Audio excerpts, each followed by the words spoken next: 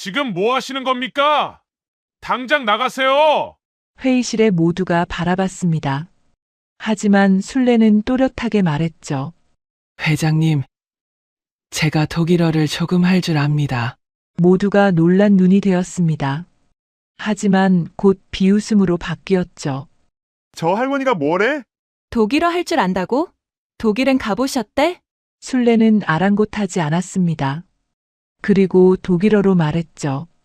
이사님, 제가 도와드릴 수 있을 것 같습니다. 사연 시작 전 무료로 할 수 있는 구독과 좋아요 부탁드립니다. 지금 어디에서 듣고 계신가요?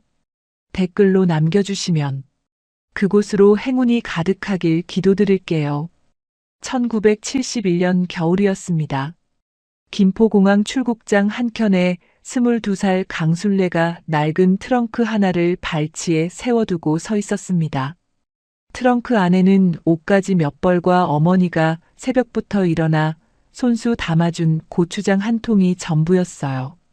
검은 코트 깃을 여밀 때마다 손끝이 떨렸는데 추위 때문만은 아니었습니다.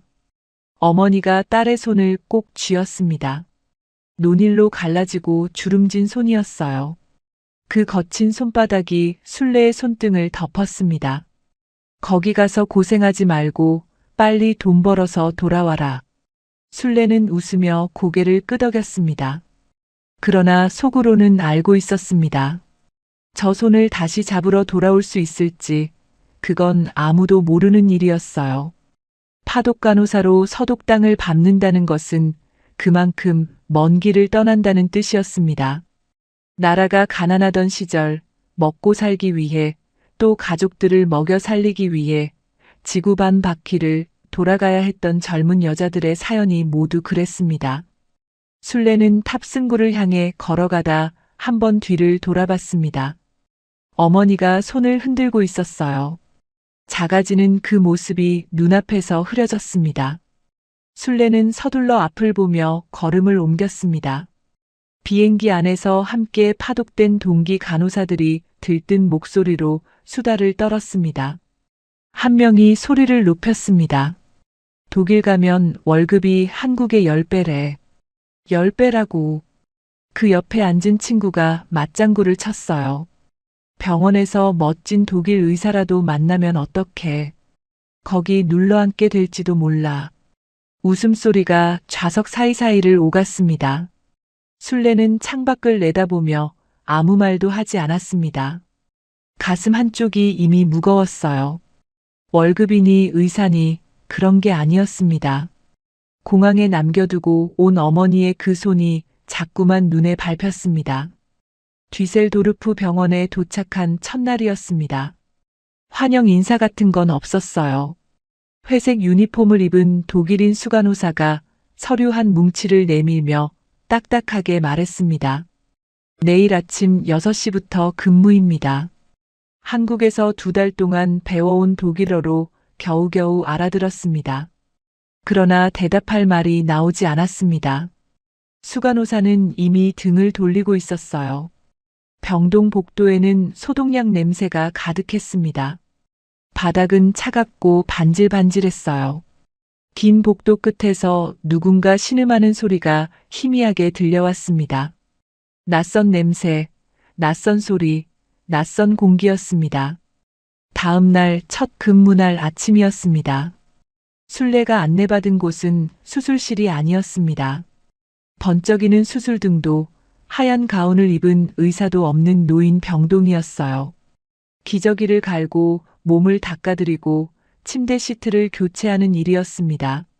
한국에서 간호사라면 의사 곁에서 주사도 놓고 처치도 돕는다고 생각했는데 막상 맡겨진 일은 요양보조였습니다. 한국에서 상상하던 그 모습과는 거리가 멀었어요. 복도에서 함께 온 동기 하나가 술래의 팔을 잡아당기며 속삭였습니다. 이게 뭐야? 우리가 여기까지 날아와서 똥 치우러 온 거야? 술래는 아무 말도 하지 못했습니다. 할 말이 없었어요. 그저 앞치마 끈을 단단히 여미고 병동 안으로 들어갔습니다. 그날 오후였습니다. 침대에 누운 노인 환자 하나가 몸을 닦아드리는 순례의 손을 꼭 붙잡았습니다. 파랗게 핏줄이 선 여드는 넘어 보이는 손이었어요. 노인은 독일어로 무어라 중얼거렸습니다. 무슨 뜻인지 알아들을 수가 없었습니다. 그런데 노인의 눈에 눈물이 고이는 것은 보였어요. 아마도 고맙다는 말이었을 것이었습니다. 혹은 아프다거나 무섭다거나 아니면 그저 외롭다는 말이었을지도 몰랐습니다. 어느 쪽이든 그 말을 알아들을 수 없다는 사실이 순례의 가슴을 묵직하게 눌렀습니다. 그날 밤 기숙사 침대에 누워 천장을 오래 바라봤습니다. 저 노인이 했던 말을 언젠가는 반드시 알아들을 수 있어야겠다고 마음속으로 깊이 다짐했습니다. 순례가 독일어를 배우는 방식이 남달랐습니다. 교재도 없었고 학원에 다닐 돈도 없었어요. 대신 작은 수첩이 있었습니다. 환자들이 신음하며 내뱉는 단어들, 동료 독일 간호사들이 불평하며 던지는 말들, 수간호사가 복도를 지나며 내리는 지시들을 그날그날 하나하나 받아 적었습니다. 기숙사 방에 돌아오면 수첩을 펼치고 혼자 소리내어 읽었어요. 불을 끄고 눕고 나서도 입술이 계속 움직였습니다. 잠이 드는 순간까지 단어를 되새겼습니다. 어떤 날은 단어 하나를 제대로 익히지 못해 페이지를 가득 채우도록 반복해서 적기도 했어요. 그렇게 외운 단어를 다음 날 환자 앞에서 써먹었을 때 노인이 빙긋 웃어준 적이 있었습니다. 그날 저녁 순례는 수첩 속 그 단어 옆에 작게 동그라미를 쳐뒀습니다. 통했다는 뜻이었어요. 한 달쯤 지났을 무렵이었습니다. 동기 간호사 셋이 짐을 쌌습니다. 못 버티겠어. 나 한국 갈 거야. 순례는 공항까지 배웅을 나갔습니다. 비가 내리는 날이었어요. 유리창 너머로 세 사람의 뒷모습이 멀어지는 것을 바라봤습니다. 혼자 버스를 타고 기숙사로 돌아오는 길이었습니다. 창문에 이마를 기댔습니다. 울지는 않았어요. 대신 수첩을 꺼내 그날 배운 단어들을 조용히 눈으로 따라 읽었습니다. 6달이 흘렀습니다. 어느 날부터인가 환자들이 순례를 먼저 찾기 시작했습니다. 말 수 없는 독일 노인이 순례의 손을 잡으면 스르르 잠들었어요. 손이 따뜻해서였는지, 그 손을 쥐는 방식이 다정해서였는지, 이유는 정확히 알 수 없었습니다. 어쨌든 환자들의 표정이 조금씩 달라지는 것은 분명히 알 수 있었습니다. 그러던 어느 날 오후 수간호사가 처음으로 순례에게 말을 건넸습니다. 당신 손이 참 따뜻하군요. 순례가 독일어로 대답했습니다. 감사합니다. 수간호사가 눈을 동그랗게 떴어요. 발음이 제법이었습니다. 짧은 두 마디뿐이었지만 그 눈빛이 순례에게는 어떤 훈장보다 컸습니다. 1년이 흘렀습니다. 어느 날 수간호사가 순례를 따로 불렀어요. 조용한 목소리였지만 얼굴에는 인정하는 빛이 역력했습니다. 당신 독일어 실력이 많이 늘었어요. 이제 환자 상담 때 보조로 들어올 수 있겠어요. 순례는 고개를 깊이 숙이며 대답했습니다. 감사합니다. 그날 숙소로 돌아오는 버스 안이었습니다. 창밖으로 뒤셀도르프 거리가 스쳐 지나갔어요. 가게 간판들, 오가는 사람들, 가로수 사이로 새어드는 저녁빛이 처음으로 낯설지 않게 느껴졌습니다. 이 거리가 조금씩 자기 것이 되어가고 있다는 느낌이었습니다. 그렇게 강순례는 뒤셀도르프에서 50년을 보냈습니다. 기저귀를 갈고 몸을 닦으며 배운 말이 살속으로 깊이 스며들었어요. 교과서에서 온 말이 아니었습니다. 사람의 온기와 신음소리 속에서 한 단어 한 단어 직접 부딪히며 익힌 독일어였습니다. 그 세월이, 그 말이 훗날 아무도 예상하지 못한 자리에서 쓰이게 될 줄은 그때의 순례는 아직 알지 못했습니다. 뒤셀도르프 병원에서 보낸 세월이 어느새 순례의 얼굴에 고스란히 새겨졌습니다. 머리카락이 휘어졌고 손마디가 굵어졌어요. 무릎이 가끔 쑤셨지만 그래도 몸은 성했습니다. 아들 민석이 독일에서 결혼을 해 가정을 꾸렸고 손자도 생겼습니다. 정년 후에도 아들 가족 곁에서 지냈어요. 작은 아파트였지만 손자 웃음소리가 가득한 집이었습니다. 그것만으로도 충분하다고 생각했어요. 그런데 그 행복이 오래가지 않았습니다. 아들 민석이 세상을 떠난 날 아침이었습니다. 술래는 병원 매점에서 혼자 커피를 뽑고 있었어요. 민석이 며칠째 두통이 심하다고 해서 함께 병원을 찾은 참이었습니다. 잠깐 검사를 받는 동안 커피라도 한 잔 마시려고 내려온 것이었어요. 자판기 앞에 서서 동전을 넣는데 아무 걱정이 없었습니다. 검사 끝나면 밥이나 먹으러 가자고 말하려고 했어요. 전화벨이 울렸습니다. 컵이 손에서 바닥으로 떨어졌습니다. 커피가 타일 위로 천천히 퍼져나갔어요. 술래는 그것을 내려다보며 한동안 움직이지 못했습니다. 교통사고였습니다.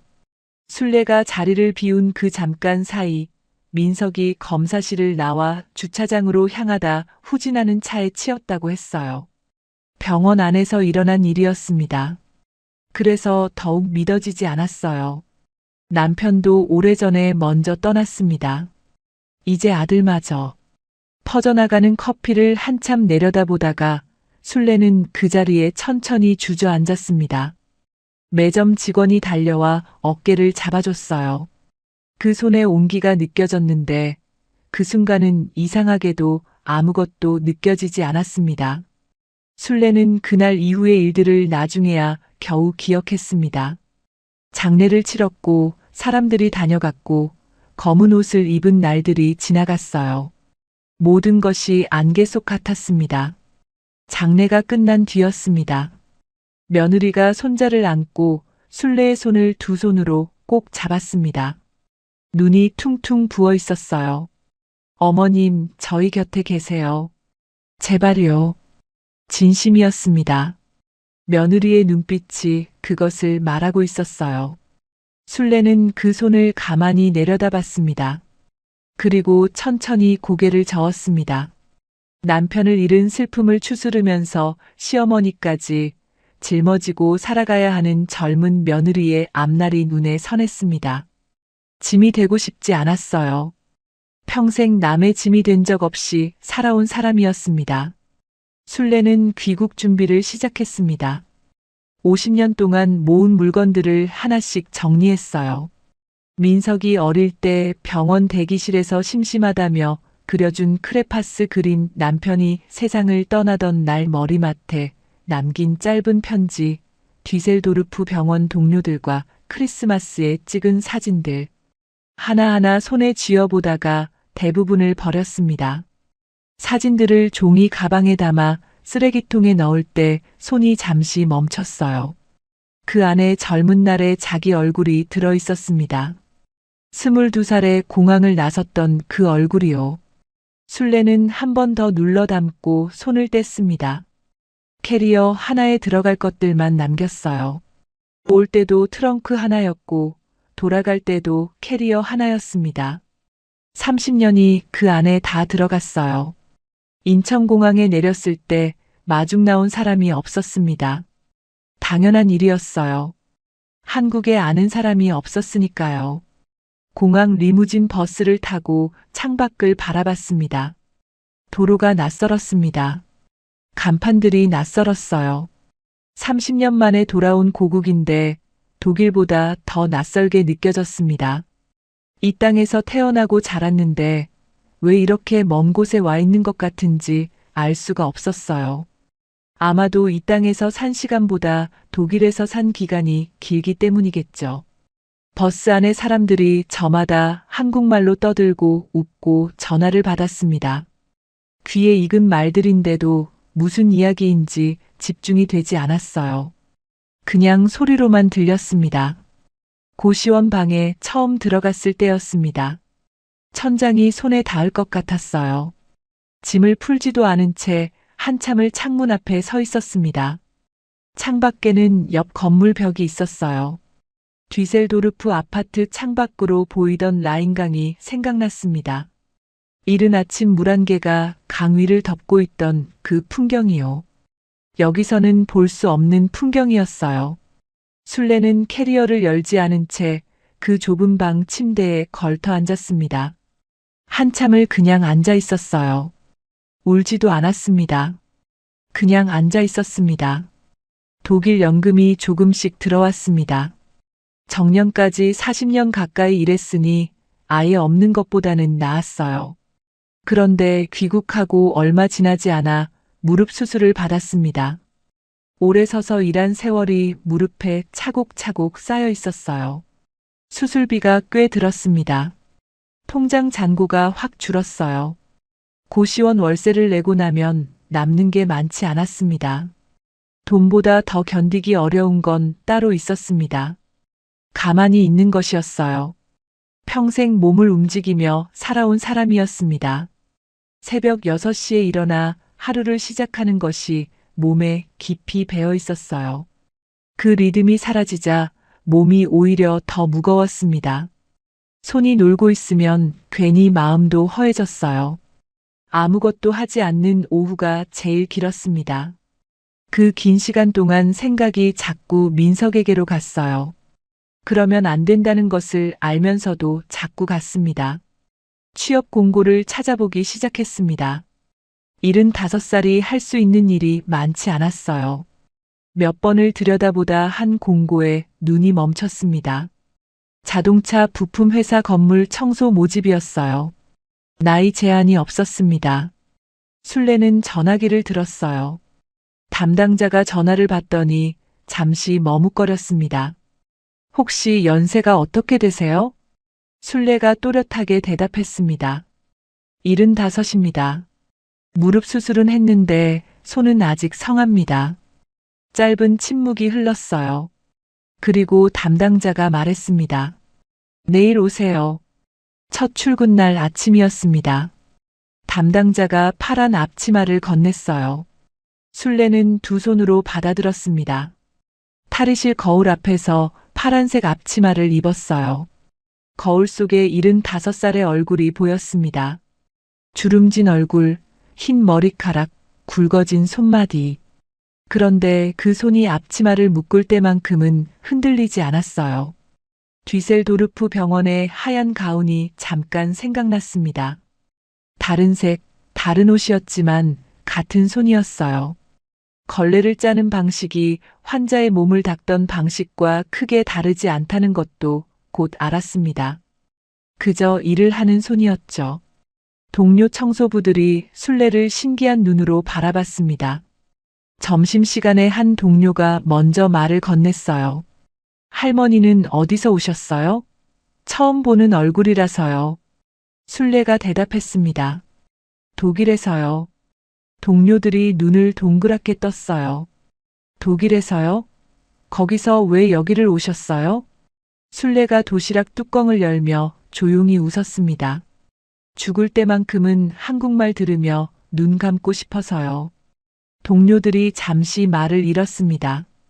누구도 그 뒤를 잇지 못했어요.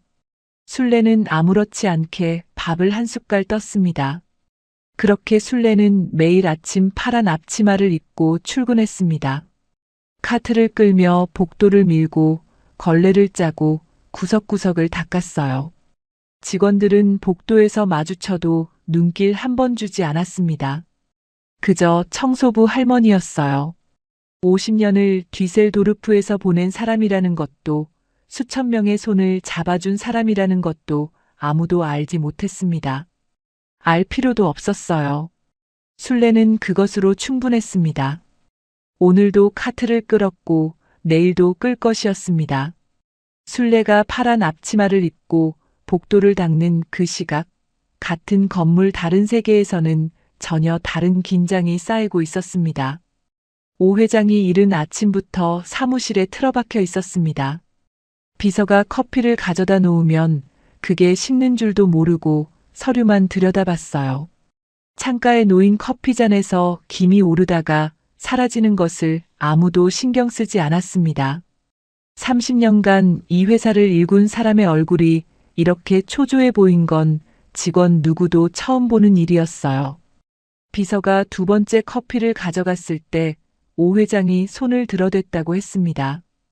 커피 맛을 느낄 여유가 없었던 거였어요. 회사 전체 회의가 열린 날이었습니다. 오 회장이 임원들 앞에 서서 천천히 입을 열었습니다. 여러분도 다 알다시피 이번 독일 기술 협약이 이 회사의 마지막 도약입니다. 우리 특수 소재 접합 기술은 독일 본사에서 6달째 찾아다니던 겁니다. 이번에 성사되면 납품 규모가 10배로 늘고 회사 규모가 2배가 됩니다. 실패하면 그동안 연구개발에 쏟아부은 수백억이 그냥 날아가는 거예요. 회의실이 조용했습니다. 임원들이 서로 눈치를 봤어요. 수백억이라는 말이 공기 속에 무겁게 내려앉았습니다. 오 회장이 말을 이었습니다. 상대는 클라우스 바그너 기술이사입니다. 유럽에서도 까다롭기로 소문난 사람이에요. 한 번 아니라고 하면 절대 돌아서지 않습니다. 계약서 쉼표 하나까지 따진다고 했습니다. 그 사람과 테이블에 앉았다가 빈손으로 돌아온 회사가 한둘이 아니에요. 그 말이 끝나자 잠시 침묵이 흘렀습니다. 임원 하나가 조심스럽게 손을 들었어요. 한 가지 여쭤봐도 되겠습니까?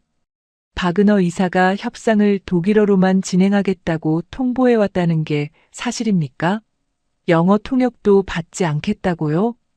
오 회장이 고개를 끄덕였습니다. 회의실 안의 공기가 한층 더 무거워졌어요. 임원들의 시선이 저마다 테이블 위 서류로 내려갔습니다. 독일어로만 진행한다는 것은 단순한 언어 문제가 아니었어요. 기술 협상은 전문 용어가 넘쳐납니다. 조항 하나, 단어 하나를 잘못 옮기면 회사 전체가 흔들릴 수 있는 자리였습니다. 테이블 끝에 앉아있던 임원 하나가 물을 한 모금 마셨어요. 긴장을 감추려는 것이 보였습니다. 독일어 통역은요? 누군가 조심스럽게 물었습니다. 오 회장의 시선이 아들 오대연에게로 향했어요. 오대연은 미넨 공대 출신이었습니다. 서류상으로는 나무랄 데 없는 이력이었어요. 그 시선을 받은 오대연이 가볍게 고개를 끄덕였습니다. 회의실 안의 긴장이 조금 풀리는 듯 했어요. 준비되어 있습니다. 그러나 오 회장은 아들 한 명에게 전부를 맡기기엔 이번 자리가 너무 무거웠습니다. 전문 독일어 통역사를 따로 섭외하기로 했어요. 기술계약 분야 경험이 풍부한 베테랑 통역사였습니다. 섭외 확인 연락이 오던 날, 오 회장이 처음으로 의자에 등을 기대며 짧게 한숨을 내쉬었어요. 오랜만에 내쉬는 한숨이었습니다. 준비는 됐어요. 이제 바그너만 오면 됐습니다. 며칠 뒤 바그너 일행의 공장 시찰 일정이 잡혔습니다. 오 회장이 직접 생산 라인을 안내했어요. 바그너는 말이 없었습니다. 안내를 받는 내내 입을 거의 열지 않았어요. 대신 눈이 바빴습니다. 기계 하나하나를 꼼꼼히 들여다보고 기술자에게 세부 질문을 던지고 수행원에게 독일어로 짧게 무어라 말하는 것이 반복됐어요. 어떤 기계 앞에서는 멈춰서 한참을 들여다보기도 했습니다. 손으로 부품 표면을 쓸어보고 수행원에게 수첩을 꺼내 받아 뭔가를 적도록 지시했어요. 통역을 거쳐 오가는 대화였지만 바그너의 눈빛은 이미 재할 계산을 하고 있었습니다. 오 회장은 그 눈빛을 보며 이 사람이 보통 상대가 아니라는 것을 다시 한번 느꼈어요. 공장 시찰이 끝났습니다. 바그너가 코트를 여미며 짧게 말했습니다. 기술은 인정합니다. 내일 본사 계약 조항을 가져오겠습니다. 오 회장이 악수를 청했어요. 바그너는 짧게 손을 맞잡았습니다. 온기가 없는 악수였어요. 인사도 아니고 약속도 아닌 비즈니스 그 이상도 이하도 아니라는 뜻이 담긴 악수였습니다. 바그너 일행이 차에 올라타는 것을 바라보며 오 회장은 입술을 꼭 다물었어요. 협상 전날 밤이었습니다. 오 회장이 아들 오대연을 사무실로 불렀어요. 마주 앉은 두 사람 사이에 잠시 침묵이 흘렀습니다. 내일 절대 실수가 없어야 한다. 알지? 오대연이 웃으며 대답했습니다. 아버지, 걱정 마세요. 제가 미넨에서 몇 년을 있었는데요. 박은호 이사가 도착하면 제가 직접 마중을 나갈 거고 오늘 온 전문 통역사도 함께 있을 겁니다. 염려 마세요. 오 회장이 천천히 고개를 끄덕였습니다. 아들의 그 웃음이 왜인지 마음에 걸렸어요. 자신감이 넘치는 웃음이었는데 그 자신감이 어디서 나오는 것인지 오 회장은 정확히 알 수 없었습니다. 그래도 믿기로 했어요. 믿을 수밖에 없었습니다. 오늘 공장에서도 아들이 박은호 이사에게 반갑게 독일어로 인사 건네는 모습을 봤으니까요. 사무실을 나서는 아들의 뒷모습을 한참 바라보다가 오 회장이 시선을 거뒀어요. 그날 밤 퇴근 시간이 지났습니다. 건물 대부분의 불이 꺼져 있었어요. 로비에 청소 카트 바퀴 구르는 소리가 조용히 울렸습니다. 술래였습니다. 내일 중요한 외국 손님이 온다고 청소를 한 번 더 꼼꼼히 해달라는 지시가 내려와 있었어요. 술래는 이미 닦은 로비 유리창을 한 번 더 닦았습니다. 손자국 하나, 얼룩 하나 남기지 않으려고 천을 바꿔가며 닦았어요. 유리가 반들반들하게 빛났습니다. 불빛이 그 위에서 또렷하게 반사됐어요. 술래는 자기 얼굴이 유리에 비치는 것을 잠깐 봤습니다.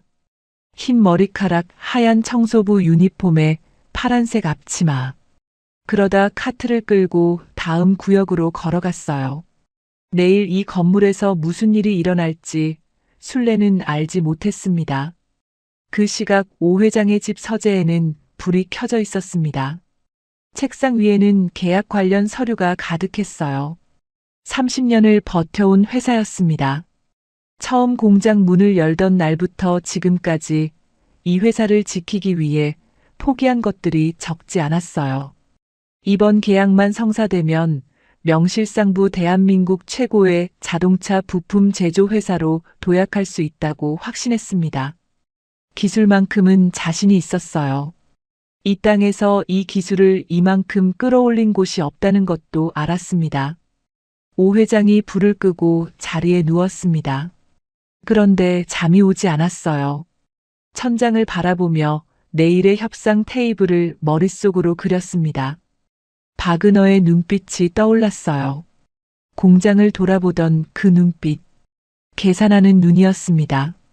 어떤 빈틈도 그냥 지나치지 않을 사람의 눈이었어요. 오 회장은 눈을 감았다가 다시 떴습니다. 창밖에 도시의 불빛이 내려다 보였어요. 잠이 오지 않는 밤을 보낸 오 회장이 겨우 눈을 붙인 건 새벽 2시가 넘어서였습니다. 그런데 채 4시간도 지나지 않아 전화기가 울렸어요. 시각은 아침 6시였습니다. 비서실장의 목소리였습니다. 평소보다 한 톤 낮고 조심스러운 목소리였어요. 회장님 죄송합니다. 어젯밤 통역사 선생님이 교통사고를 당하셨다고 합니다. 지금 응급실에 계신데 오늘은 도저히 오실 수 없다고 연락이 왔습니다. 오 회장의 손에서 전화기가 떨어질 뻔했습니다. 침대 모서리를 짚으며 몸을 일으켰어요. 창밖에는 아직 이른 아침빛이 걸려 있었습니다. 박은호 일행이 도착하기까지 5시간도 채 남지 않은 시각이었어요. 오 회장은 잠옷 차림으로 방 안을 한 바퀴 돌았습니다. 머릿속이 하얗게 비워지는 느낌이었어요. 비서실이 발칵 뒤집혔습니다. 직원들이 출근하기도 전에 전화기가 돌아가기 시작했어요. 기술계약 분야 독일어 통역사를 급히 수소문했습니다. 한 곳에 연락하면 다음 곳을 찾고 또 다음 곳을 찾았어요. 그런데 돌아오는 답이 한결같았습니다. 오늘은 불가능합니다. 일정이 이미 잡혀 있어서요. 당일 섭외는 저희 쪽에서도 어렵습니다. 전화를 받을수록 오 회장의 얼굴에서 핏기가 빠져나갔어요. 비서실장이 6번째 통화를 마치고 고개를 들었을 때 오 회장은 이미 양복을 입고 사무실 한가운데 서 있었습니다. 넥타이를 고쳐 매는 손끝이 미세하게 떨리고 있었어요. 30년을 경영자로 살아온 사람이었지만 이런 아침은 처음이었습니다. 그때 사무실 문이 열렸습니다. 오대현이었어요. 출근하자마자 복도에서 심상치 않은 분위기를 느끼고 달려온 것이었습니다. 아버지의 얼굴을 보는 순간 무슨 일인지 파악했어요. 오대현이 입을 다물었습니다. 오 회장이 아들을 바라봤어요. 미넨에 몇 년 있었지? 4년 있었습니다. 어제 박은호 이사랑 독일어로 인사 나누는 것 봤다. 오대현이 아무 말도 하지 않았습니다.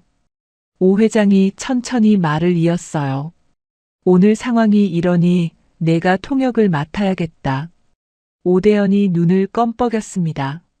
네, 제가요? 아버지, 통역사를 좀 더 찾아보면 되지 않겠습니까? 오 회장이 고개를 저었어요. 기술 내용을 알아야 해. 독일어만 한다고 되는 게 아니야. 다행히 내가 공대를 나왔고 우리 기술도 잘 알고 있으니 지금으로선 내가 제일 적임이다. 거절할 명분이 없었습니다. 오대현은 천천히 고개를 끄덕였어요. 아버지 앞에서 다른 선택지가 없었습니다. 아버지의 눈이 간절함과 믿음 사이 어딘가에 걸려 있었어요. 그 눈을 마주하는 순간 오대현은 입이 열리지 않았습니다. 그런데 고개를 끄덕이는 그 순간 오대현의 속에서는 식은땀이 흘렀어요. 미넨에서 보낸 네 해가 머릿속을 빠르게 스쳐갔습니다. 강의는 전부 영어로 들었어요. 독일 땅에 있었지만 독일어를 쓸 일이 거의 없었습니다. 수업이 끝나면 의뢰 한국 유학생들끼리 몰려다녔어요. 밥도 같이 먹고 주말도 같이 보냈습니다. 미넨에 살면서도 독일 사람과 제대로 대화를 나눈 기억이 손에 꼽았어요. 독일어 수업은 첫 학기에 한 번 들었다가 성적이 신통치 않자 두 번째 학기부터는 수강 신청조차 하지 않았습니다. 졸업 논문은 대필 업체에 맡겼어요. 졸업장에는 미넨 공대 이름이 금박으로 찍혀 있었지만 그건 등록금의 결과물이었습니다. 실력의 결과물이 아니었어요. 그 사실을 아버지는 모르고 있었습니다. 지금 이 순간에도 모르고 있었죠. 협상 2시간 전이었습니다. 오대현이 혼자 회의실에 들어가 문을 닫았어요. 테이블 위에 노트북을 펼치고 독일어 번역기를 켰습니다. 기술 계약 관련 단어들을 하나씩 검색했어요. 특허권 귀속, 기술 이전 범위, 수익 배분 구조. 화면에 뜨는 독일어 단어들을 들여다볼수록 머리가 하얗게 변해갔습니다. 번역기가 보여주는 단어는 알겠는데 그 단어들이 문장 안에서 어떤 뜻으로 쓰이는지는 전혀 감이 오지 않았어요. 법무 용어와 기술 용어가 뒤섞인 계약서 문장은 번역기로는 감당이 안 되는 세계였습니다. 오대현은 검색창에 문장을 통째로 붙여 넣어봤어요. 번역 결과가 나왔지만 앞뒤 문맥이 맞지 않았습니다. 다시 단어를 나눠 검색해봤어요. 그렇게 해도 마찬가지였습니다. 노트북 화면을 물끄러미 바라보다가 오대현이 손으로 얼굴을 감쌌어요. 회의실 안이 조용했습니다. 시계 초침 소리만 들렸어요. 비서가 커피를 들고 문을 두드렸습니다. 오대현이 얼른 손을 내리고 아무렇지 않은 표정을 만들었어요. 들어와. 비서가 커피를 내려놓았습니다. 오대현이 컵을 받으며 태연하게 물었어요. 우리 회사에 독일어 할 줄 아는 직원 없어? 비서가 잠시 생각했습니다.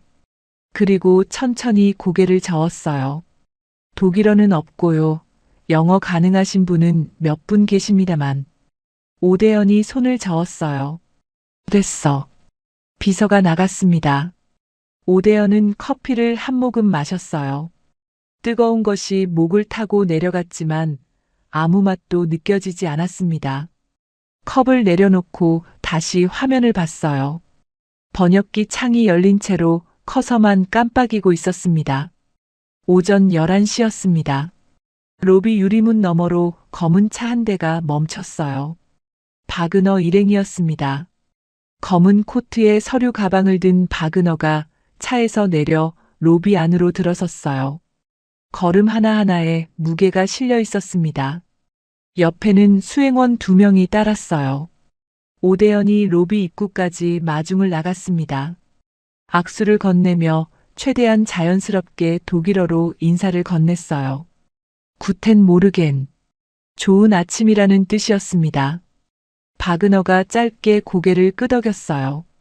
오대연은 속으로 살짝 안도했습니다. 여기까지는 됐어요. 인사말 정도는 문제가 없었습니다. 어제도 이 정도는 했으니까요. 바그너가 표정 없이 앞을 향해 걸어갔어요. 오대연이 한 발 뒤에서 따르며 등줄기를 곧게 폈습니다. 겉으로는 여유 있어 보이려 했어요.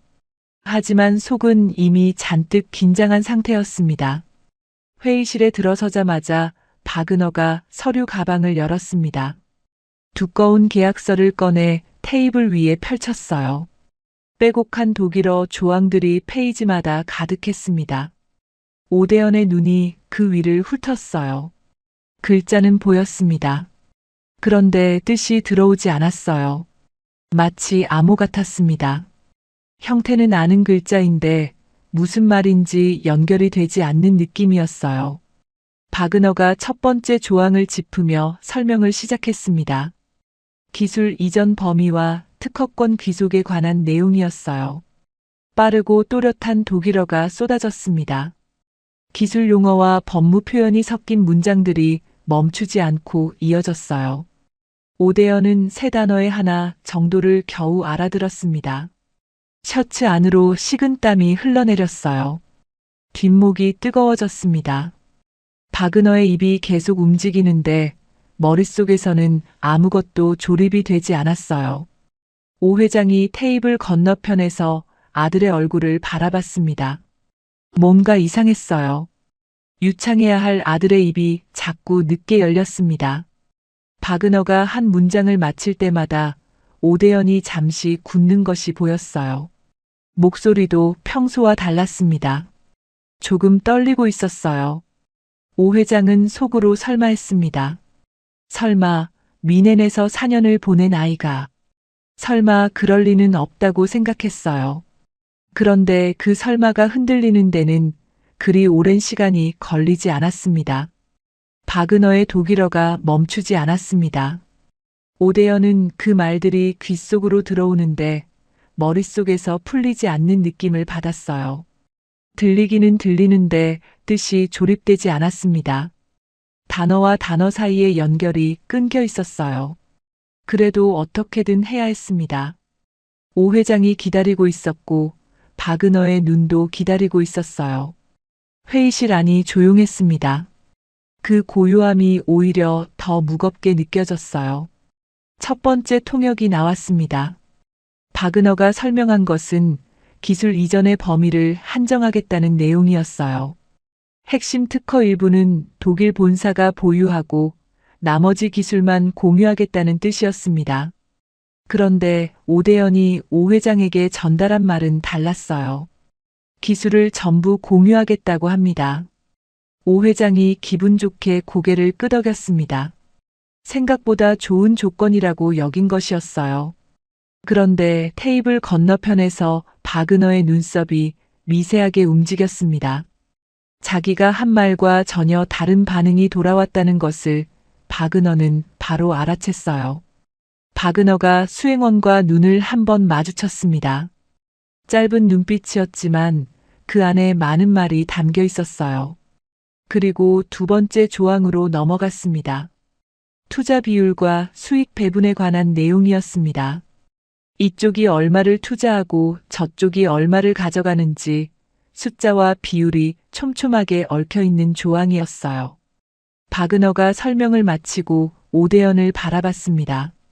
오대연은 내용의 절반도 알아듣지 못했어요.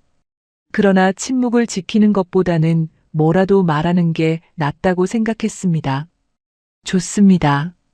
바그너의 수행원들이 서로 눈을 마주쳤습니다. 뭔가 이상하다는 눈빛이었어요. 수익 배분 조항에 대한 답변이 그냥 좋다는 한마디로 끝날 수는 없는 노릇이었으니까요. 수행원 하나가 손에 든 서류를 아주 살짝 내렸습니다. 바그너가 잠시 손가락으로 테이블을 두드렸어요. 그리고 다시 한번 설명했습니다. 이번에는 속도를 늦췄어요. 배려가 아니었습니다. 시험이었어요. 정말로 이해를 못하는 건지 아니면 뭔가 다른 이유가 있는 건지 확인하려는 것이었습니다. 오대연은 천천히 들어오는 독일어를 들으며 더 집중하려 했어요. 그런데 느리게 와도 마찬가지였습니다. 단어 하나하나는 귀에 닿는데 문장으로 합쳐지면 뜻을 알 수 없었어요. 네, 알겠습니다. 결국 나온 말은 또 그 한마디였습니다. 바그너가 팔짱을 꼈어요.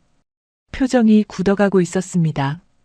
회의실 안의 공기가 조금씩 달라지고 있었어요.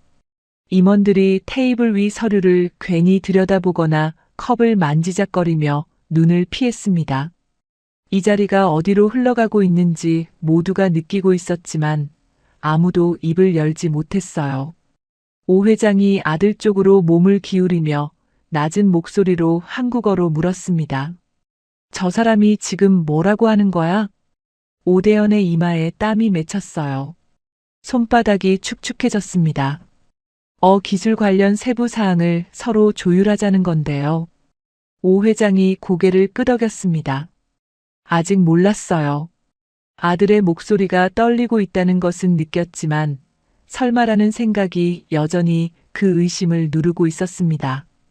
미넨에서 4년을 보낸 아이였으니까요. 그 기간 동안 공부해서 공대 학위도 독일에서 받았고요. 그 시간이 헛될 리 없다고 믿고 싶었어요. 바그너가 세 번째 질문을 던졌습니다. 이번에는 핵심 특허 소유권에 관한 내용이었어요. 이 합병이 이루어졌을 때 핵심 기술의 소유권이 어느 쪽에 귀속되는지를 묻는 것이었습니다. 계약의 가장 중요한 부분이었어요. 오 회장이 30년을 갈고 닦은 기술이 어디로 가느냐는 문제였습니다. 오대연은 그 말을 절반도 알아듣지 못했습니다. 그런데 바그너의 눈이 기다리고 있었어요. 오 회장의 시선도 느껴졌습니다. 오대연이 웃으며 대답했어요. 물론이죠. 바그너가 수행원 쪽으로 고개를 돌리며 독일어로 조용히 말했습니다. 이 사람 아무것도 모르는군요. 수행원이 작게 고개를 끄덕였어요. 오대연은 그 말을 알아들었습니다. 독일어로 나온 그 한마디만큼은 정확하게 들렸어요. 얼굴이 굳었습니다. 그러나 아무 말도 할 수 없었어요. 반박할 방법이 없었습니다. 바그너가 테이블 위에 서류를 천천히 덮었습니다. 한 장 한 장 소리 없이 덮었어요. 그 동작을 보는 순간 테이블 끝에 앉아있던 임원 하나의 얼굴이 하얗게 질렸습니다. 협상 자리를 여러 번 경험한 사람이었어요. 그 동작이 무엇을 뜻하는지 알고 있었습니다. 대화를 마무리하려는 신호였어요. 바그너가 안경을 다시 쓰며 입을 열었습니다. 또렷하고 천천히 회의실에 있는 모든 사람이 알아들을 수 있도록 말했어요. 오대연의 얼굴이 하얗게 변했습니다. 오 회장이 아들을 바라봤어요. 뭐라는 게냐? 오대연이 힘없이 입을 열었습니다. 준비가 안 된 것 같으니 이만하겠다고 합니다. 오 회장의 얼굴이 굳었습니다. 잠깐 말이 나오지 않았어요. 그러다 자리에서 반쯤 일어서며 말했습니다. 잠깐만요, 바그너 이사님. 그러나 바그너는 이미 코트를 집어들고 있었어요. 오 회장의 말이 귀에 들어오지 않는 것처럼 혹은 들어오는데도 멈출 이유가 없다는 듯이 움직이고 있었습니다. 오대연이 뭔가 말하려고 입을 열었습니다. 그러다 다시 닫았어요. 아버지의 얼굴을 볼 수가 없었습니다. 평생 아버지 앞에서 못한다는 말을 해본 적이 없는 사람이었어요. 어릴 때도 유학을 떠날 때도 회사에 들어온 뒤로도 그 말만큼은 한 번도 입 밖에 꺼내지 않았습니다. 그런데 지금 이 자리에서도 그 말이 나오지 않았어요. 입을 다물고 있는 것이 오히려 더 큰 고백이었습니다. 아버지가 30년을 일군 자리에서 자신이 아무것도 아니었다는 사실이 소리 없이 드러나고 있었어요. 임원들이 술렁거렸습니다. 누군가 자리에서 일어났어요. 오 회장이 손을 들어 제지했습니다. 70평생을 버텨온 사람이었어요. 수많은 위기를 넘겨온 사람이었습니다. 그러나 지금 이 순간만큼은 가슴이 조여오는 것을 느꼈어요. 손끝이 테이블을 짚었습니다. 몸을 지탱하기 위해서였어요. 눈앞이 약간 흔들리는 것 같았습니다. 이 자리가 이렇게 끝나는 건가 하는 생각이 머릿속을 스쳤어요. 바그너가 코트를 걸치며 회의실 문을 향해 걸어갔습니다. 수행원들이 서류를 챙겨 뒤를 따랐어요. 그 발걸음이 규칙적이고 흔들림이 없었습니다. 뒤돌아볼 생각이 없다는 것이 그 걸음 안에 담겨 있었어요. 회의실 안의 공기가 얼어붙었습니다. 아무도 말하지 못했어요. 누구 하나 자리에서 일어서지도 못했습니다. 오 회장만이 반쯤 일어선 자세로 굳어 있었어요. 그 자세가 쉽게 풀리지 않았습니다. 문이 열렸습니다. 복도의 바깥 공기가 회의실 안으로 스며드는 것이 느껴졌어요. 그 순간이었습니다. 복도 어딘가에서 카트 바퀴가 굴러가는 소리가 들렸어요. 낡은 바퀴가 타일 바닥을 구르는 작고 낮은 소리였습니다. 아무도 신경 쓰지 않을 만한 소리였어요. 그런데 그 소리가 유난히 또렷하게 들렸습니다. 그 소리의 주인공은 술래였습니다. 오늘 독일에서 중요한 손님이 온다는 말에 평소보다 1시간 일찍 출근했어요. 2층 복도를 먼저 닦아두라는 지시가 내려와 있었습니다. 술래는 카트를 끌며 복도 한쪽을 닦고 있었어요. 유리창도 한 번 더 훔쳤습니다. 걸레를 바꿔가며 구석 먼지까지 털어냈어요. 중요한 손님이 어떤 분인지는 몰랐습니다. 그냥 깨끗하게 해두면 되는 일이었어요. 그게 자기 일이었습니다. 그런데 회의실 문이 열렸어요. 술래가 카트를 밀며 복도 끝쪽으로 이동하던 참이었습니다. 문이 열리는 소리에 고개를 들었어요.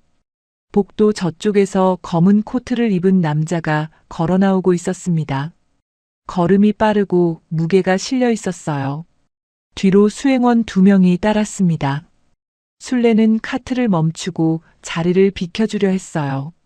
그런데 남자의 눈이 술래를 향했습니다. 바그너였어요. 술래가 카트를 옆으로 끌며 고개를 숙였습니다. 그 순간이었어요. 몸에 깊이 밴 습관처럼 50년을 독일에서 살아온 사람의 입에서 반사적으로 한마디가 흘러나왔습니다. 엔트슐디궁. 독일어로 죄송하다는 말이었습니다. 뒤셀도르프 억양이었어요.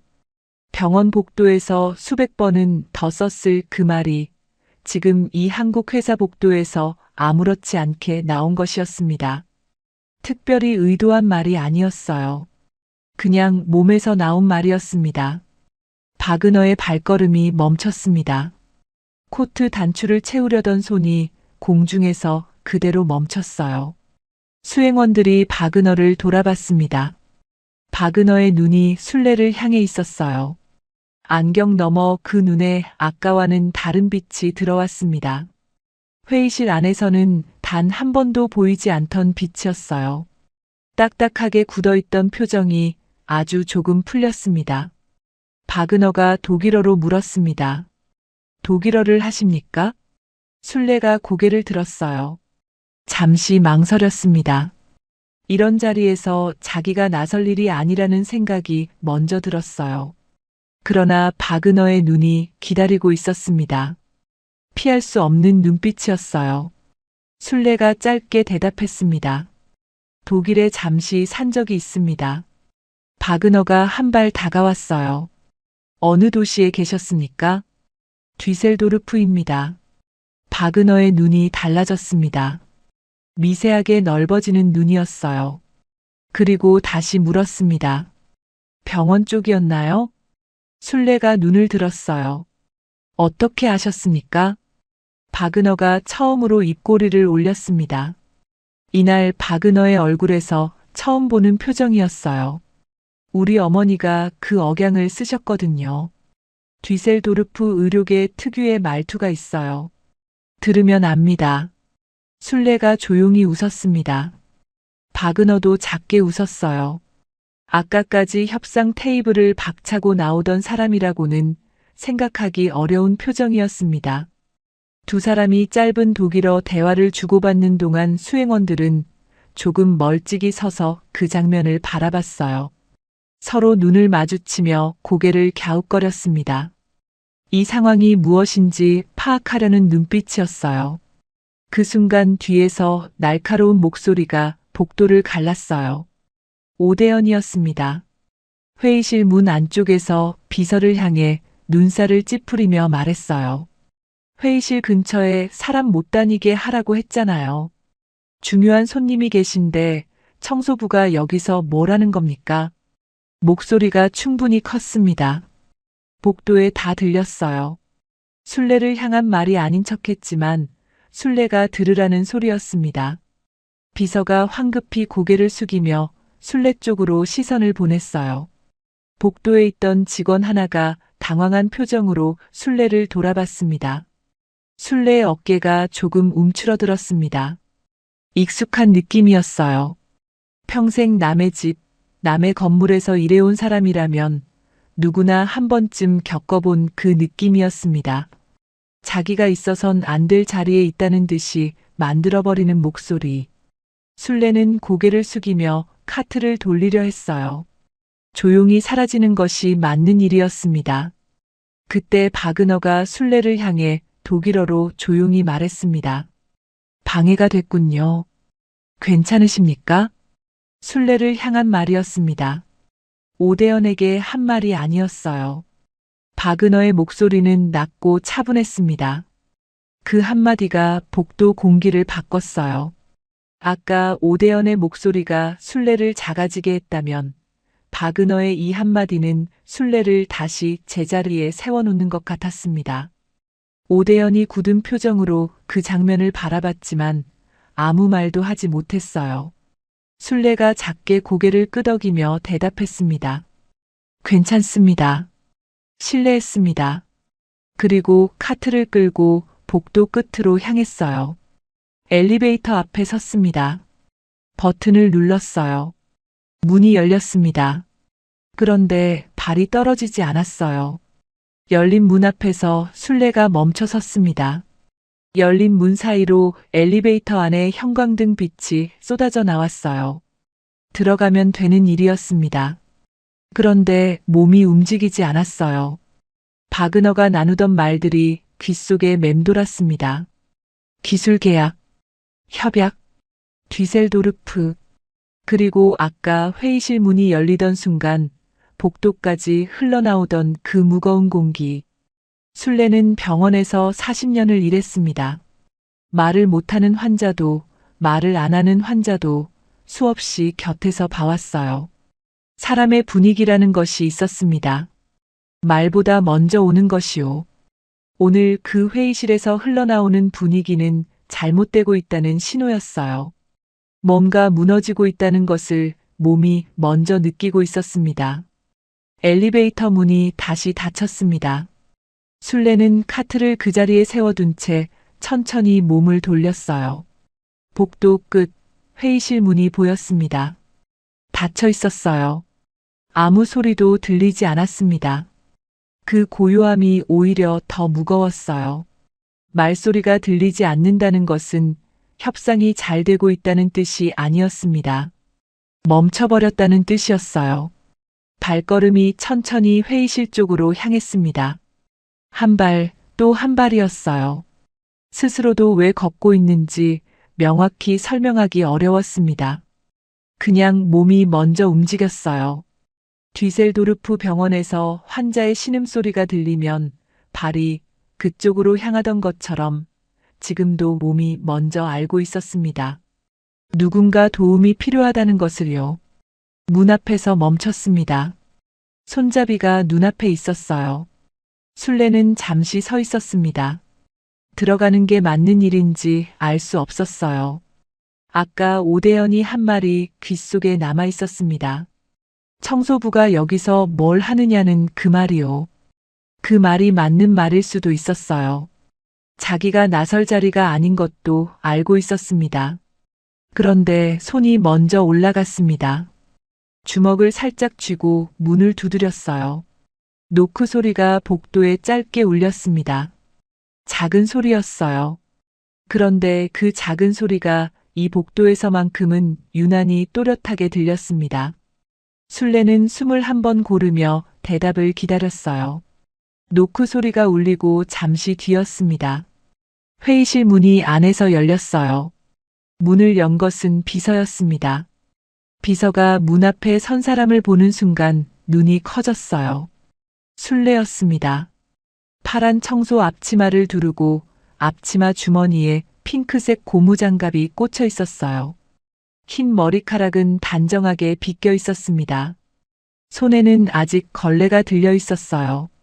비서가 어떻게 해야 할지 몰라 굳어 있는 사이 술래가 먼저 안으로 한 발을 들여놓았습니다.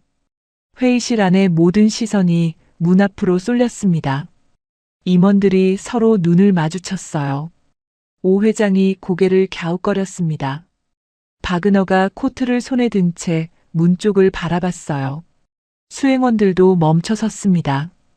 회의실 안에 있는 모든 사람이 같은 곳을 보고 있었어요. 아무도 말하지 않았습니다. 그때 오대연이 벌떡 자리에서 일어섰습니다. 얼굴이 굳어 있었어요. 박은어를 간신히 다시 앉혀놓은 자리였습니다. 이 상황에서 청소부 할머니가 회의실 문을 두드리고 들어섰다는 것이 믿어지지 않았어요. 지금 뭐 하시는 겁니까? 여기가 어딘지 아세요? 목소리가 날카로웠습니다. 회의실 안에 있는 모든 사람에게 들릴 만큼 충분히 컸어요. 그런데 술래는 오대연을 보지 않았습니다. 흔들리지 않는 눈으로 오 회장에게 시선을 향했어요. 그리고 또렷하게 말했습니다. 회장님, 제가 독일어를 조금 할 줄 압니다. 회의실이 잠깐 조용해졌어요. 오 회장의 눈이 술래에게 고정됐습니다. 그 짧은 침묵 사이 술래가 이번에는 박은어를 향해 돌아서며 독일어로 말했어요. 이사님, 제가 가운데서 도와드릴 수 있을 것 같습니다. 회의실이 완전히 조용해졌습니다. 임원들이 숨을 들이켰어요. 아무도 말하지 않았습니다. 술래의 독일어 발음이 회의실 공기를 가르고 지나갔어요. 뒤셀도르프 억양이었습니다. 아까 복도에서 들었던 그 억양이었어요. 짧은 한 문장이었는데 회의실 분위기가 달라졌습니다. 박은어가 코트를 든 채 술래를 바라봤습니다. 잠시 침묵이 흘렀어요. 박은어의 눈이 술래를 위아래로 한번 훑쳤습니다. 파란 앞치마, 핑크색 고무장갑, 굽은 허리, 그리고 흔들리지 않는 눈빛이었어요. 협상 테이블에서 수십 년을 보낸 사람의 눈이었습니다. 사람을 한번 보면 아는 눈이었어요. 박은어가 천천히 코트를 의자 등받이에 걸쳤습니다. 다시 앉겠다는 뜻이었어요. 수행원들이 서로 눈을 마주쳤습니다. 오대연의 얼굴이 굳었어요. 자기가 복도에서 내쫓은 청소부 할머니를 독일 손님이 직접 앉혀놓은 것이었습니다. 오대연은 아무 말도 하지 못했어요. 할 말이 없었습니다. 입을 열었다가 다시 닫았어요. 오 회장이 비서에게 눈짓을 보냈습니다. 상황이 파악되지 않았어요. 비서가 조심스럽게 오 회장 쪽으로 다가와 귓속말을 했습니다. 회장님, 저분이 독일어로 통역을 해주시려는 것 같습니다. 오 회장이 술래를 다시 바라봤어요. 파란 앞치마를 두른 할머니가 전혀 다르게 보이기 시작했습니다. 이 건물에서 매일 카트를 끌고 걸레를 짜던 그 할머니가요. 매일 복도에서 마주쳐도 그냥 지나쳤던 사람이었어요. 오 회장이 천천히 고개를 끄덕였습니다. 술래가 회의실 안으로 한 발 더 들어섰어요. 허리는 조금 굽어 있었습니다. 그런데 그 발걸음만큼은 조금도 흔들리지 않았어요. 오 회장 옆에 서서 바그너를 향해 독일어로 말했습니다. 제가 회장님의 말씀을 전해드리겠습니다. 믿어주십시오. 바그너가 짧게 고개를 끄덕였어요. 그리고 아까 멈췄던 자리부터 다시 설명하기 시작했습니다. 술래가 들었어요. 눈을 바그너에게 고정한 채 한마디도 놓치지 않으려는 자세였습니다. 바그너의 말이 끝나자 술래가 오 회장을 향해 우리말로 풀어서 전달했어요. 기술 용어가 살아있으면서도 오 회장이 단번에 알아들을 수 있는 말이었습니다. 너무 딱딱하지도 너무 쉽지도 않게 정확하게 옮겼어요. 오 회장이 대답을 했습니다. 투박하고 짧은 한마디였어요. 술래가 그것을 받아 독일어로 바그너에게 전했습니다. 단순히 말을 옮기는 것이 아니었어요. 오 회장의 투박한 한마디를 바그너가 가장 잘 받아들일 수 있는 표현으로 자연스럽게 다듬었습니다. 그렇다고 원래 뜻을 벗어나지도 않았어요. 바그너가 고개를 끄덕이며 다음 말을 이었습니다. 임원들이 숨을 죽이고 그 장면을 바라봤습니다. 아무도 말하지 않았어요. 기침 소리 하나 나지 않았습니다. 파란 앞치마를 두른 할머니가 두 언어 사이를 오가며 이 회사의 운명을 버티고 있었어요. 30년을 갈고 닦은 기술을, 수백억의 계약을 75살 청소부 할머니의 독일어가 붙들고 있었습니다.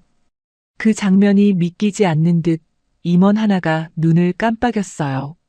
그래도 눈앞의 장면은 달라지지 않았습니다.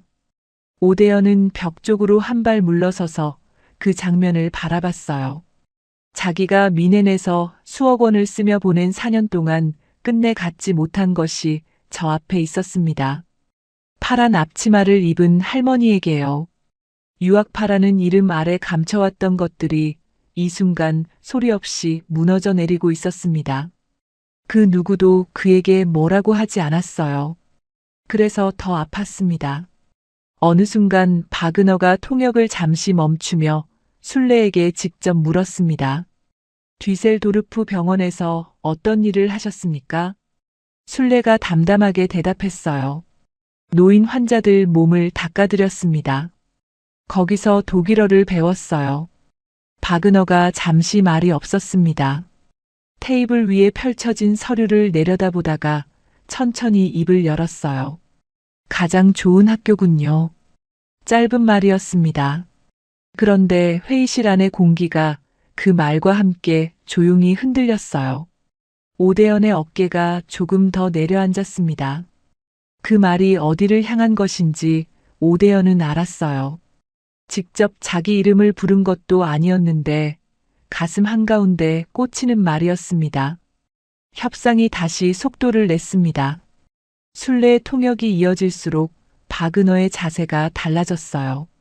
처음에 자리에 다시 앉았을 때만 해도 등이 등받이에서 떨어지지 않았습니다. 어딘가 아직 경계하는 자세였어요. 그런데 대화가 이어지면서 바그너의 등이 조금씩 앞으로 기울어졌습니다. 테이블 위에 팔꿈치를 올리고 몸을 앞으로 당겼어요. 서류를 짚는 손가락에도 힘이 들어갔습니다. 대화를 하려는 사람의 자세였어요. 협상 테이블에서 비로소 진짜 대화가 시작되고 있었습니다. 술래의 통역이 이어지면서 협상은 조금씩 제 모양을 찾아가고 있었습니다. 바그너가 말하고 술래가 옮기고 오 회장이 대답하면 술래가 다시 독일어로 전하는 흐름이 자연스럽게 자리를 잡았어요. 회의실 안의 공기가 아까와는 달랐습니다. 무겁기는 여전히 무거웠지만 그 무게가 다른 종류였어요. 막혀있던 무게가 아니라 뭔가가 이루어지려는 무게였습니다. 그런데 막바지에 접어들 무렵이었습니다. 바그너가 서류 가방에서 새 서류를 꺼냈어요. 보충 계약서였습니다. 본 계약서에 추가로 붙는 세부 조항들이었어요. 두꺼운 서류를 테이블 위에 펼쳤습니다.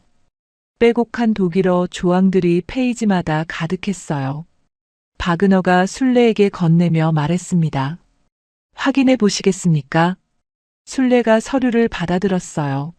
한 장씩 천천히 읽어 내려갔습니다. 읽는 속도가 느리지 않았어요. 뒤셀도르프 병원에서 40년을 일하며 각종 서류와 보고서를 독일어로 읽어온 사람이었습니다. 독일어 문서가 낯설지 않았어요. 손가락이 조항 하나하나를 짚어가며 내려갔습니다. 그런데 어느 조항에서 손가락이 멈췄습니다. 순례의 미간에 옅은 주름이 잡혔어요. 눈이 그 부분을 2번, 3번 되읽었습니다. 오 회장이 그 모습을 알아챘어요. 왜요? 무슨 문제 있습니까? 순례가 고개를 들지 않은 채 조심스럽게 말했습니다. 회장님, 이 조항이 좀 이상합니다. 회의실 공기가 팽팽해졌어요. 임원들이 일제히 순례 쪽으로 시선을 돌렸습니다. 바그너는 표정 변화 없이 앉아 있었어요. 수행원들이 서로 눈을 한번 마주쳤습니다. 순례는 그 눈빛을 놓치지 않았어요. 짧은 눈빛이었지만 그 안에 담긴 것을 읽었습니다. 저쪽도 알고 있었어요. 무언가 잡혔다는 것을요. 순례가 서류를 오 회장 쪽으로 살짝 돌리며 해당 조항을 손가락으로 짚었습니다. 그리고 천천히 설명했어요. 겉으로 보면 양쪽이 똑같이 나눠 갖는 것처럼 써 있습니다. 그런데 여기 이 부분을 보시면요. 3년 뒤에 기술 성과를 평가해서 소유권을 다시 조정한다는 조건이 작은 글씨로 들어가 있어요. 이대로 서명하시면 3년 뒤에 이 회사 핵심 기술이 독일 본사로 넘어갈 수 있는 길이 열리는 겁니다. 오 회장의 얼굴이 굳었습니다. 손이 테이블 위에서 미세하게 떨렸어요. 그 조항이 어디 있는지 오 회장은 읽지도 못했습니다. 독일어였으니까요. 그런데 만약 순례가 없었다면 오대연이 통역을 하는 상태로 협상이 계속 이어졌다면 어떻게 됐을지가 눈앞에 그려졌어요. 30년을 갈고 닦은 기술이 서명 한 번에 남의 손으로 넘어갈 뻔한 것이었습니다. 법무팀에 긴급 연락이 갔어요. 직원 하나가 조항 내용을 사진으로 찍어 법무팀에 전송했습니다. 기다리는 동안 회의실이 조용했어요. 바그너는 팔짱을 낀 채 아무 말 없이 앉아 있었습니다. 표정은 변하지 않았어요. 그러나 그 고요함 속에서 수행원들이 가끔 서로 눈을 마주치는 것을 순례는 계속 지켜봤습니다. 들켰다는 것을 저쪽은 이미 알고 있었어요. 법무팀 답변이 왔습니다. 직원이 오 회장 귀에 대고 조용히 전달했어요. 오 회장의 눈이 커졌습니다. 순례의 지적이 정확했어요. 그 조항은 명백히 독일 본사에 유리하게 설계된 것이었습니다. 3년 뒤 성과 평가 기준 자체가 독일 본사 측이 정하도록 되어 있었어요. 처음부터 이쪽이 불리한 구조였던 겁니다. 오 회장의 손이 테이블 위에서 다시 한번 떨렸어요. 이것을 모른 채 서명할 뻔한 것이었습니다. 한동안 침묵이 흘렀습니다. 바그너가 먼저 입을 열었어요. 이번에는 목소리가 달랐습니다. 아까보다 낮고 조용했어요. 솔직히 말하겠습니다. 그 조항은 우리 쪽에 유리하게 설계한 것이 맞습니다. 사업이라는 게 원래 그런 거니까요. 그런데 이렇게 정면으로 짚어낸 사람은 제가 이 일을 시작한 이래 처음입니다. 수행원들이 고개를 숙였습니다. 순례는 아무 말도 하지 않았어요. 그냥 조용히 서 있었습니다. 자랑스럽다거나 으쓱하다거나 하는 표정이 아니었어요. 그냥 할 일을 했다는 얼굴이었습니다. 잠시 뒤 바그너가 수행원에게 눈짓을 보냈습니다. 수행원이 노트북을 열어 문서를 수정하기 시작했어요. 독소 조항이 삭제된 수정 계약서가 만들어졌습니다. 프린트된 서류가 테이블 위에 놓였어요. 바그너가 펜을 들었습니다. 마지막 페이지를 펼쳐 천천히 서명을 했어요. 그리고 오 회장에게 악수를 청했습니다. 오 회장이 그 손을 맞잡았어요. 오 회장의 손이 떨렸습니다. 감추려 해도 감춰지지 않는 떨림이었어요. 30년을 일군 회사가 오늘 제대로 날개를 단 것이었습니다. 그 악수 한 번에 그 세월이 모두 담겨 있었어요. 바그너가 오 회장의 손을 놓으며 순례를 돌아봤습니다. 뒤셀도르프에서 몇 년이나 계셨습니까? 순례가 대답했어요. 50년입니다. 바그너가 잠시 말이 없었습니다. 그 두 글자를 천천히 되씹는 것 같았어요. 50년. 그 말을 입속으로 한 번 더 굴리며 바그너가 자리에서 일어났습니다. 무언가를 새롭게 알게 된 사람의 표정이었어요. 오대연은 회의실 구석에 서서 그 장면을 지켜봤습니다. 아무 말도 하지 않았어요. 할 말이 없었습니다. 자신이 미넨에서 보낸 4년과 이 할머니가 뒤셀도르프에서 보낸 50년이 머릿속에서 겹쳤어요. 마음속으로는 자기는 고작 4년이었고 할머니는 평생을 그곳에서 살았으니까라는 합리화도 되었지만 한편으로는 같은 독일 땅이었는데 완전히 다른 사람이 됐다는 사실이 가슴 안쪽을 묵직하게 눌렀습니다. 누가 뭐라고 하지 않았어요. 그냥 그 장면이 전부였습니다. 오 회장이 임원들을 돌아봤어요. 아무도 말하지 않았습니다. 말할 필요가 없었어요. 모두의 눈빛이 같은 곳을 향하고 있었습니다. 오늘 이 회사를 살린 건 유학파 아들이 아니었어요. 파란 청소 앞치마를 두른 75살 할머니였습니다. 매일 이 복도를 닫고 이 유리창을 훔치던 그 할머니였어요.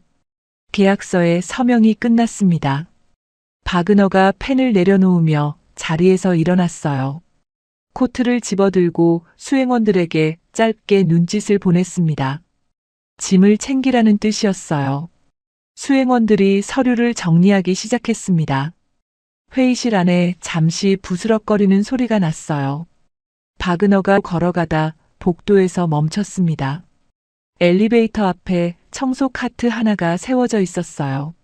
순례가 회의실로 들어오면서 그 자리에 두고 온 것이었습니다. 바그너가 잠시 그 카트를 바라봤어요. 낡은 카트였습니다. 바퀴 하나가 조금 삐뚤어져 있었어요. 바그너가 아무 말 없이 그것을 한 번 더 바라보다가 뒤를 돌았습니다.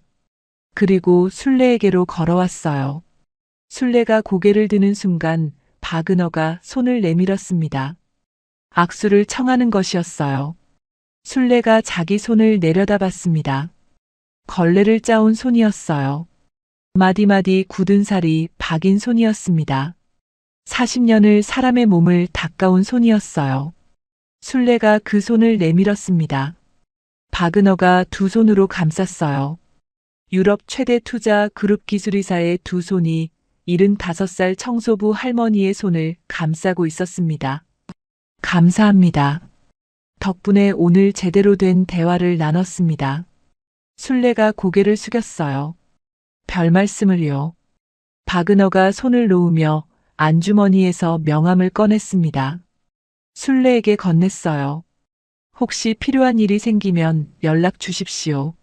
순례가 명함을 받아들었습니다. 흰 바탕에 검은 글씨였어요. 이름 아래 주소가 적혀 있었습니다. 뒤셀도르프였어요. 순례가 그 글자를 한번 내려다보고 조용히 웃었습니다. 뒤셀도르프. 그리운 곳이네요. 바그너도 웃었어요. 오늘 처음 보는 환한 웃음이었습니다. 협상 테이블에서는 한 번도 보이지 않던 얼굴이었어요. 저도 그렇습니다.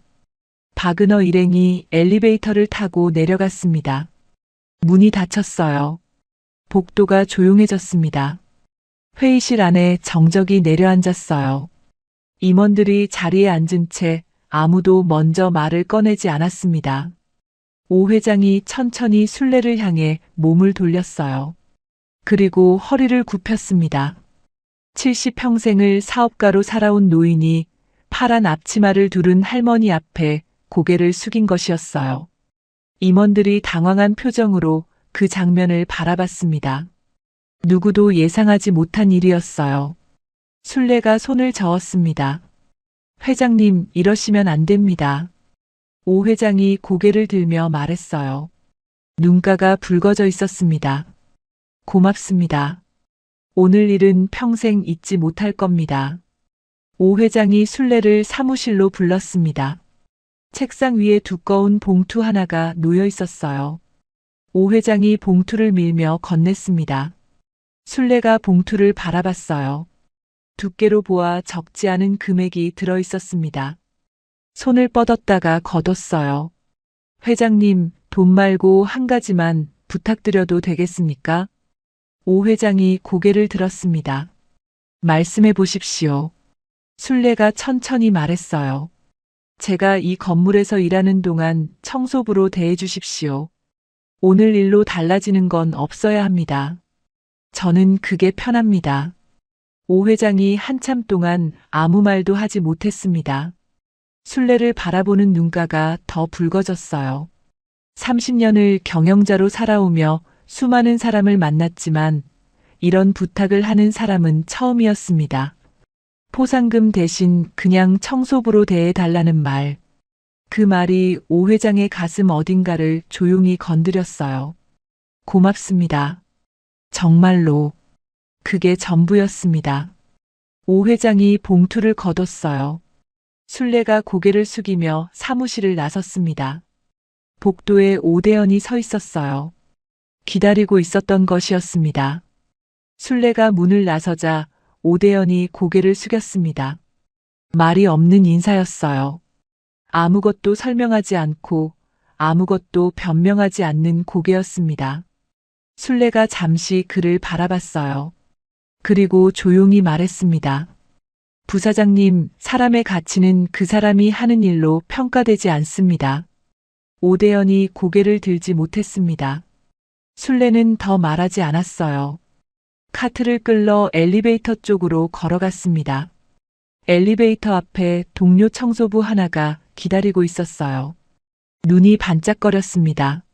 소문이 이미 돈 눈치였어요. 할머니, 진짜예요? 독일 손님이 할머니 손잡고 갔다고요? 악수를요? 순례가 웃으며 고개를 저었습니다. 별일 아니에요. 카트를 끌고 엘리베이터에 올라탔어요. 문이 닫혔습니다. 퇴근 시간이었습니다. 순례가 건물을 나서며 버스 정류장으로 걸어갔어요. 버스를 기다리는 동안 지갑을 열었습니다. 바그너의 명함을 꺼냈어요. 뒤셀도르프 주소를 손끝으로 천천히 쓸었습니다. 50년을 살았던 도시의 이름이었어요.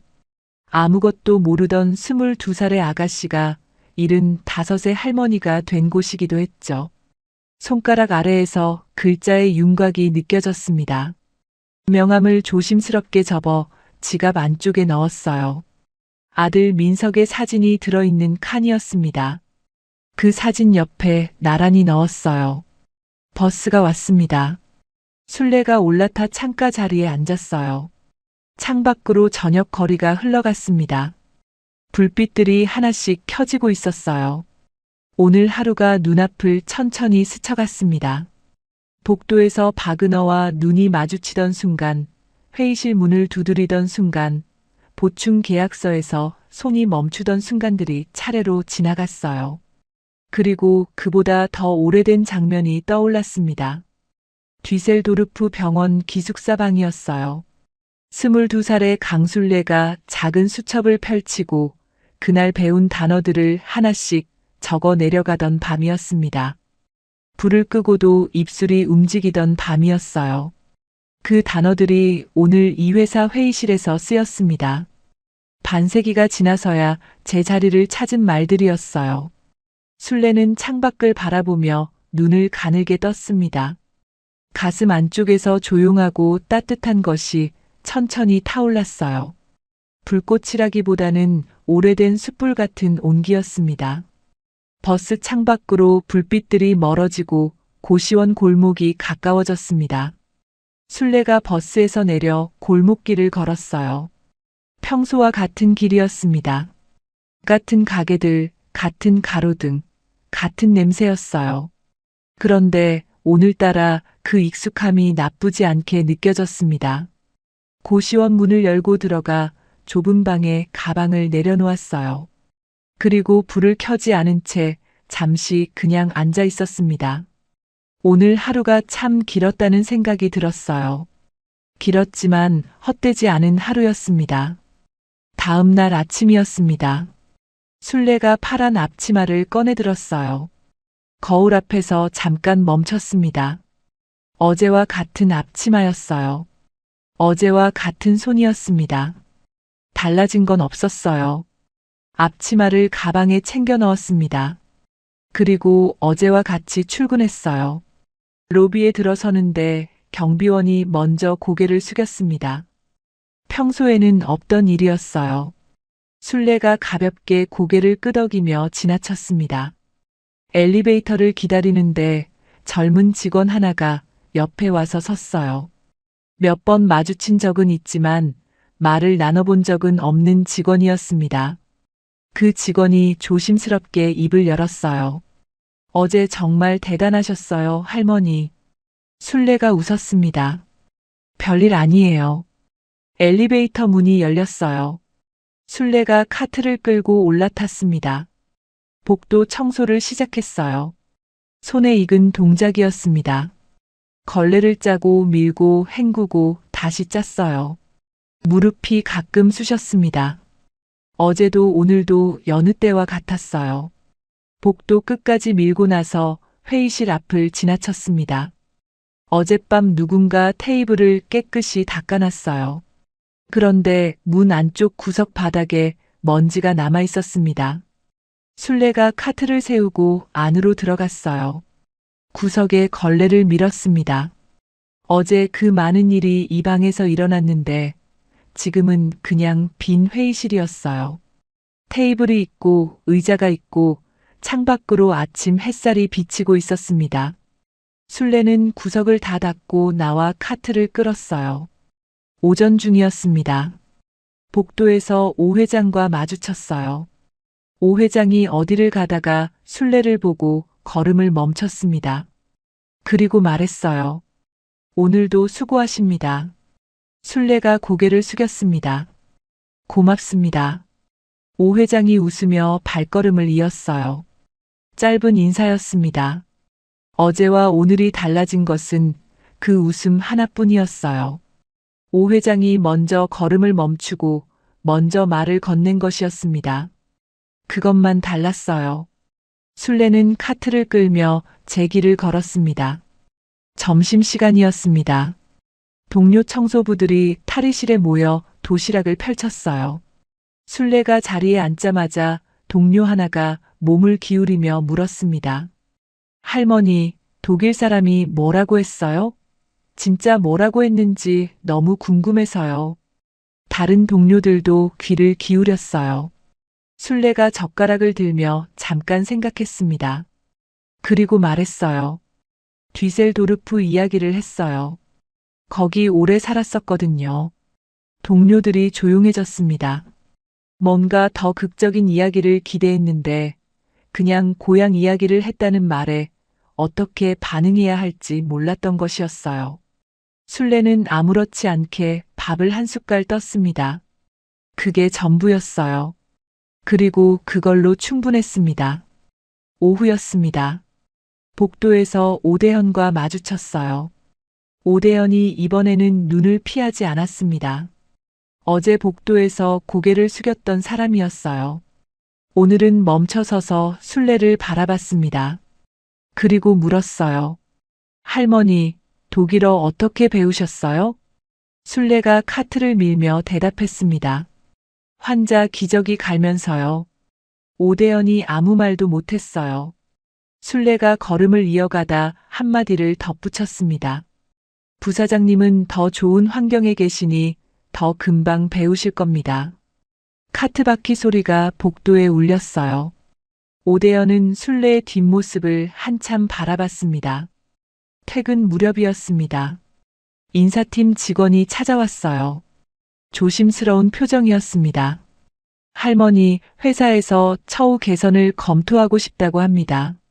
정규직 전환이나 급여 인상 쪽으로요. 술래가 잠시 생각했어요. 그리고 고개를 저었습니다.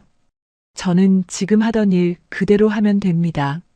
직원이 당황한 목소리로 되물었어요. 진심이세요? 순례가 웃었습니다. 네. 직원이 머뭇거리다 돌아갔어요.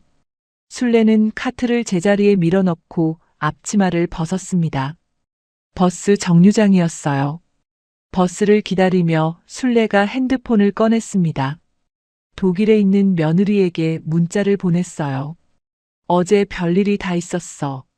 독일 사람 만났는데 뒤셀도르프 사람이더라고. 너희들 잘 지내나 생각이 나서 연락해본다. 둘 다 잘 있지? 잠시 뒤 답장이 왔습니다. 손자 사진이었어요. 환하게 웃고 있는 얼굴이었습니다. 순례가 사진을 한참 들여다봤어요. 민석을 닮은 눈이었습니다. 코는 며느리를 닮았고요. 순례가 핸드폰을 가방에 넣으며 입가에 미소를 지었어요. 버스가 왔습니다. 고시원으로 돌아왔습니다. 방에 들어와 창문을 열었어요. 옆 건물 벽이 보였습니다. 처음 이 방에 왔을 때는 그 벽이 답답했어요. 라인강이 보이던 뒤셀도르프 아파트 창문이 생각나 쓸쓸했습니다. 그런데 지금은 그냥 창문이었어요. 벽이 보여도 괜찮았습니다. 순례가 걸레를 꺼내 빨았어요. 베란다 빨랫줄에 널었습니다. 내일도 쓸 것이었어요. 잠자리에 들기 전이었습니다. 순례가 서랍에서 낡은 수첩을 꺼냈어요. 1971년부터 이어온 수첩이었습니다. 표지가 닳아서 색이 바랬어요. 모서리가 접히고 종이가 누렇게 변한 수첩이었습니다. 순례가 맨 뒷장을 펼쳤어요. 어제 날짜를 적었습니다. 그리고 딱 한 문장을 써내려갔어요. 어제 뒤셀도르프 말투를 알아보는 사람을 만났다. 그리고 내가 무언가를 도울 수 있었다. 수첩을 덮었습니다. 불을 껐어요. 어둠 속에서 순례는 눈을 감았습니다. 뒤셀도르프 병원의 냄새가 잠깐 스쳤어요. 소독약 냄새와 따뜻한 수증기 냄새가 섞인 그 냄새였습니다. 노인 환자들의 손이 기억났어요. 파랗게 핏줄이 선 손들, 마디마디 굵은 손들, 가늘고 차가운 손들이 차례로 떠올랐습니다. 그 손들을 닦아드리며 배운 말이었어요. 아무도 가르쳐주지 않은 말이었습니다. 교재도 없고 선생도 없이 사람의 온기 속에서 한 단어 한 단어 몸으로 익힌 말이었어요. 그 말이 누군가를 위해 쓰였습니다. 잘 쓰였어요. 순례는 눈을 감은 채 천천히 숨을 내쉬었습니다.